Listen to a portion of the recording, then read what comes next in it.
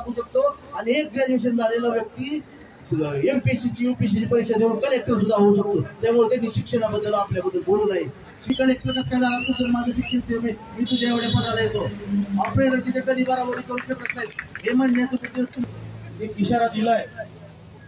त्याकरता आपण सर्वांनी सावध होणं गरजेचं आहे। हे पदच तयार होणार आहे तर पारिषदमध्ये कुठेही ऑपरेटर नावाचं सिनियर टेक्निशियन अथवा किंवा टेक्निशियन म्हणून स्लिप येते तर येणारा भविष्य अशी मी त्यांना विनंती करतो। आज आपण धरणे आंदोलन करताय, नेमकी मागणी काय आणि प्रशासनाने आंदोलन करताय काय मागणी? आम्ही महावितरणमधील सगळे यंत्रचालक म्हणजे जेव्हा महावितरणमध्ये महाराष्ट्र राज्य विद्युत मंडळ होतं त्यानंतर 2006 मध्ये कंपनीकरण झालं। 2006 मध्ये कंपनीकरण होत असताना कुठल्याही पदावर अन्याय होणार नाही असं आम्हाला राजपत्रामध्ये नमूद करण्यात आलं होतं। परंतु या महावितरण कंपनीमधील यंत्रचालक जे पद आहे याच्यावर म्हणजे वेतन तफावतीमध्ये खूप मोठा मानवनिर्मित एक तफावत निर्माण झालेली आहे। त्याकरता आम्ही इथे म्हणजे जवळपास 2006 पासून हे आम्ही मागण्या रेटतो आहे आणि प्रशासन नुसतं आश्वासन देऊन आम्हाला केवळ गाजर दाखवतं आहे। म्हणून आज आम्ही इथे छत्रपती संभाजीनगरमध्ये हे आंदोलन करत आहोत। तर आमच्या प्रमुख मागण्या आहेत की वरिष्ठ यंत्रचालक पद निर्माण करून आम्हाला अपग्रेड करण्यात यावं, जेणेकरून जी वेतन तफावत आहे त्यामध्ये कुठेतरी समानता येईल। नोकरीत लागताना जो जिओ मिळतो तो मानवनिर्मित आहे, ती अनामली आमची दूर करण्यात यावी। त्यानंतर आपल्या महाराष्ट्रामध्ये 1 एप्रिल 2013 नंतर जे कार्यान्वित झालेले उपकेंद्र आहेत ते खाजगीकरणाच्या घशात देण्यात आले आहे। ते आमच्या नियमित कर्मचाऱ्यांकडनं नियमित ऑपरेटरकडनं चालवण्यात यावेत असं आमचं ही एक मागणी आहे। त्यानंतर जो तिसरा जिओ आहे जो 28 वर्षानंतर देण्यात येतो तो आम्हाला 25 वर्षापासून देण्यात यावा व त्यामध्ये कुठलीही अट नसावी।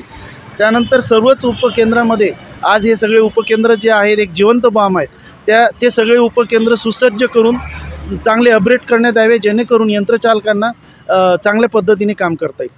प्रशासनाने आपल्या मागण्याकडे आणखी लक्ष दिलं नाही किंवा दुर्लक्ष केलं किंवा मागण्या मान्य नाही झाल्या, पुढचं पाऊल काय असणार? हे आज आमचं साखळी उपोषण चालू आहे। या साखळी उपोषणाने जर हे मग्रगट्ट प्रशासन जाग झालं नाही तर आम्ही आमरण उपोषण करू असं आम्ही इथे घोषणा करतो। राजेश बडनखे, नाशिक। आज एकूण किती ऑपरेटर या साखळी उपोषणामध्ये सहभागी आहे आणि तुम्ही काय इशारा प्रशासनाला देणार? सर जवळपास 450 सभासद आज सकाळपासून उपस्थित आहेत उपोषणासाठी।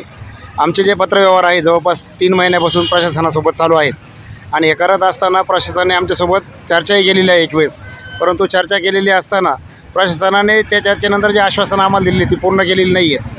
आमच्या ज्या मागण्या आहेत, हा ऑपरेटरचा जो बांधव आहेत हा 24 तास ड्युटीला बांधील असतो।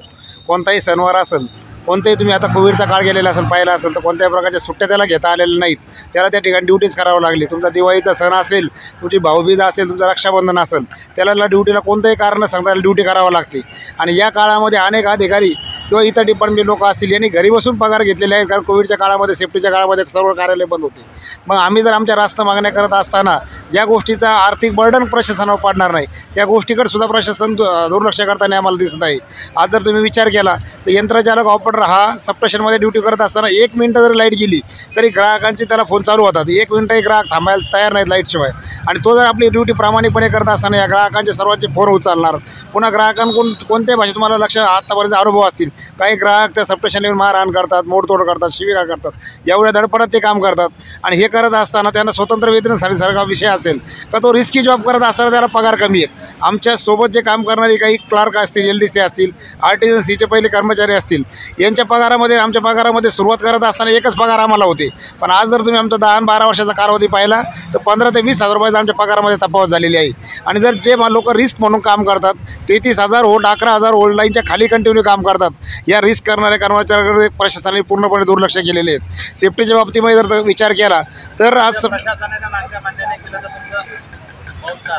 यानंतर जर प्रशासनाने जर या आम्ही जे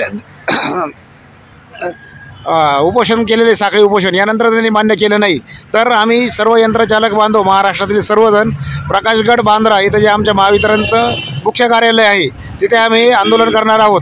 आणि यासोबतच आझाद मैदानामध्येही आमच्या यंत्रचालक बांधवांच्या मागणीप्रमाणे ते धरणे आंदोलन आम्ही आझाद मैदान इथे करणार आहोत. किती ऑपरेटरची संख्या असणार आहे? जवळपास 12,000 ते 13,000 यंत्रचालक महाराष्ट्रातून त्या आंदोलनासाठी उपस्थित राहतील. आपलं नाव? सतीश भुजबळ, मी सदस्य आहे या महावितरण ऑपरेटर कृती समिती सतत.